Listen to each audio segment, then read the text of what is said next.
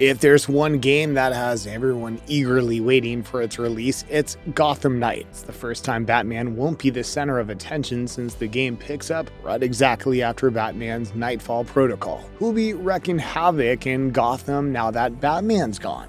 Why don't we need the Arkham villains to spice things up this time? You'll find those answers right here, so stick around. Penguin and Mr. Freeze are making a return. The game could become much better if it creates room for newer villains and characters. The game is a breath of fresh air as it leaves out Batman from the game as he's allegedly died in conjunction with the Nightfall protocol. He's already locked up all of the villains in Arkham Knight, so it's safe to say we'll be seeing less of the previous villains. Although WB Games Montreal's Gotham Knights has a really rich variety and selection of villains to chase down, it should avoid utilizing previous villains. We've already seen the Joker in all 3 video games as the antagonist of the game, and now it's time for someone else to take the spotlight. Penguin and Mr. Freeze have made appearances in the previous games multiple times now. Safe to say that their repetitive appearances have made the pretty game cliche, and we wouldn't want to see them again in the next game that's coming up. Sadly, they are confirmed to appear once again in Gotham Knights. It's hard to omit Mr. Freeze and the Penguin as their key Batman Arkhamverse villains. It's better if the game focuses on the lesser-known adversaries of the Dark Knight who try to make a comeback in an attempt to take over the city while Batman is allegedly dead. Seems like WB Montreal has taken a step in the right direction as they've made the Court of Owls a fresh new antagonist of the story. So we might get to see some new faces from the court, but the Court of Owls is just the tip of the iceberg, as there are many more obscure Batman villains that would make Gotham Knights feel a bit more distinct. Now a bit about the series. Gotham Knights is WB Montreal's first video game since they made the spin-off of the Arkhamverse known as Batman Arkham Origins. The original video game series was produced and managed by Rocksteady Games previously, and they did so pretty successfully as the games lived up to the hype that they were aiming for. The game focuses on a different continuity to that of the Batman Arkham games, focuses more on the Bat family and not on Batman himself, as he's long gone now. Seems like Commissioner Gordon is out of commission as well in this new video game, so players must take control of Nightwing, also known as Dick Grayson, Robin, who is Tim Drake, and Red Hood, who is Jason Todd. All of them were former Robins that all went their separate ways, but we must work together in an open world Gotham City. It also includes Batgirl, who's also a supporting playable character in the game. Their job is to go up against the Court of Owls in an attempt to restore balance and order once again in Gotham City. So far, Montreal has only revealed 3 of the Gotham Knights villains, but 2 of the 3 characters have already made an appearance in prior video games. Instead of working on the roster used in the previous Arkham games, Gotham Knights can do much more by utilizing many of the lesser-known characters in Batman's Rogues Gallery. Something similar happened back in 2009's Final Crisis, written by Grant Morrison, which focused on characters after Batman's disappearance. The Batman Reborn era featured villains like Professor Pig, Toad, and the Shadow Organization by the name of Leviathan.